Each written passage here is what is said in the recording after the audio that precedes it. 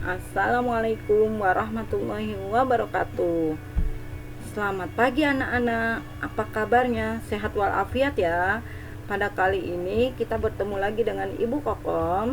Materi kita tentang bab 3 dokumen transaksi penjualan mata pelajaran administrasi transaksi untuk kelas 11 bisnis daring dan pemasaran. Sebelum belajar, kita berdoa dulu ya. Bismillahirrahmanirrahim. Raditu billahi robbah wa bil islami dina Nabi Muhammadin nabiyya wa rasulah. Robbi sidni ilmah warzuqni fahmah. Amin. Kita yel-yel dulu untuk penyemangat. SMK bisa, SMK hebat, SMK Cempaka bertakwa, berilmu, berprestasi.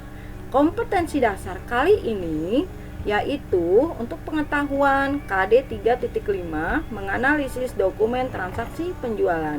Kemudian untuk keterampilan KD 4.5 membuat administrasi transaksi penjualan. Tujuan pembelajarannya, setelah siswa mempelajari bab ini diharapkan mampu 1. Memahami pengertian dokumen transaksi penjualan. Kemudian yang kedua, menganalisis dokumen transaksi penjualan. Kemudian yang ketiga, mempraktikkan pembuatan dokumen transaksi penjualan.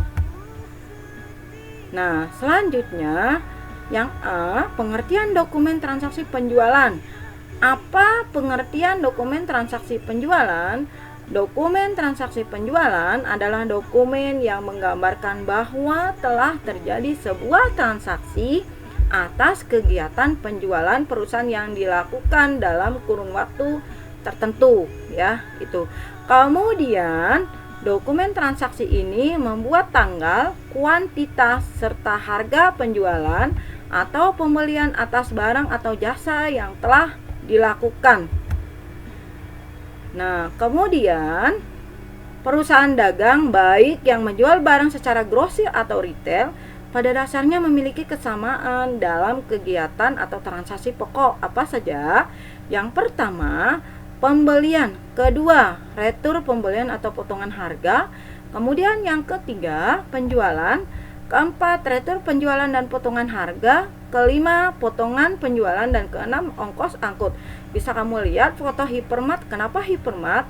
Karena Hypermart merupakan contoh perusahaan dagang yang bergerak di bidang retail atau penjualan secara eceran, gitu ya.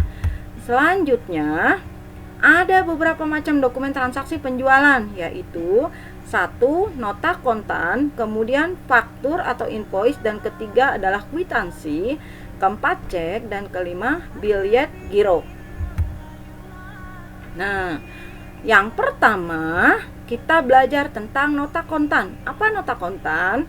Nota kontan merupakan bukti atas transaksi yang dilakukan untuk mendokumentasikan transaksi atau pembelian atau penjualan yang dilakukan secara tunai. Kemudian, nota ini dibuat terangkap dua yang biasa kita sebut nota asli dan salinan nota. Kemudian, salinan nota biasanya digunakan untuk arsip pemilik toko, ya, gitu. Jadi, yang umum itu untuk salinan pertama atau aslinya itu warna putih untuk si pembeli dan salinannya biasanya berwarna pink untuk si pemilik toko atau penjual. Bisa kamu lihat ya, itu contohnya. Kemudian fungsi nota kontan dalam transaksi penjualan. Yang pertama, alat untuk mengetahui banyaknya jumlah barang yang dibeli. Kemudian sebagai alat untuk mengambil barang yang telah dibeli jika sudah dicap oleh kasir bahwa barang tersebut sudah dibayar. Nah, selanjutnya bukti transaksi yang kedua adalah faktur atau invoice. Apa faktur atau invoice? Adalah bukti tertulis dari penjual tentang daftar kiriman barang yang dibeli oleh pembeli, lengkap dengan nama barang, jumlah, spesifikasi, kuantitas hingga harga, di mana penjualannya biasanya dilakukan secara kredit, ya, itu. Kemudian bedanya nota kontan, kalau nota kontan itu dibayarkan tunai, sedangkan faktur atau invoice biasanya dilakukan secara kredit. Nah, Setiap perusahaan mempunyai bentuk faktur yang berbeda sesuai dengan kebutuhannya. Biasanya itu rangkap 3 sampai 5. Kemudian, faktur merupakan suatu bukti surat dagang yang memuat rincian dari barang-barang yang dikirim oleh pihak tertentu. Di sini ada contoh faktur penjualan ya. Dari CV Bangunan Kuat. Kemudian ada tanggal, artinya tanggal penyerahan barang atau tanggal dicetaknya faktur. Ada nomor seri, kemudian nama si penjual dan pembeli ya. Di sini kop surat itu nama penjual dan di sini nama pembeli.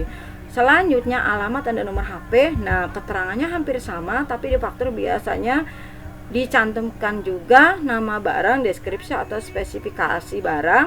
Kemudian ada kuantiti, harga satuan dan jumlah ya. Jadi keterangannya untuk di faktur itu lebih lengkap dibandingkan dengan nota. Selanjutnya, kwitansi. Apa kwitansi? Sebuah bukti dokumen tanda bukti sebuah pembayaran telah dilakukan maupun penerima uang. Biasanya dokumen ini ditandatangani oleh penjual dan diterima oleh si pembeli. Contohnya di sini, nah bisa kamu lihat kwitansi ya. Kemudian kalau untuk transaksinya yang di atas 1 juta biasanya memakai materai berharga 10.000. Selanjutnya, bukti transaksi yang keempat adalah cek.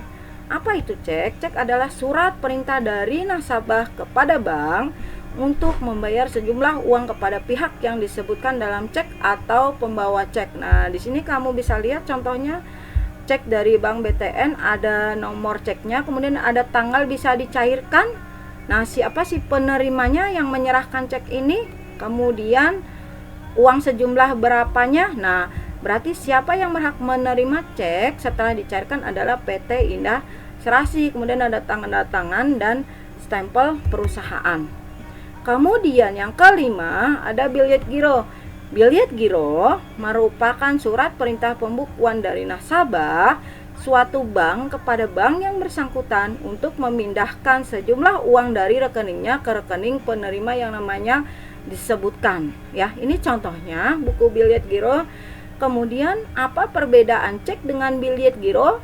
Kalau cek itu bisa dicairkan sesuai tanggal yang tertera di dalam cek. Kemudian kalau biljet giro tidak bisa dicairkan, hanya bisa dipindah bukukan jumlahnya dari rekening si A ke rekening si B, atau rekening orang yang punya tabungan pindah ke rekening orang si penerima ya. Itu perbedaan antara cek dengan biljet giro. Sudah selesai materi kali ini. Selamat belajar dan meraih cita-cita serta tetap semangat. Kita bertemu kembali dengan Bu Kokom pada materi selanjutnya. Terima kasih. Wassalamualaikum warahmatullahi wabarakatuh.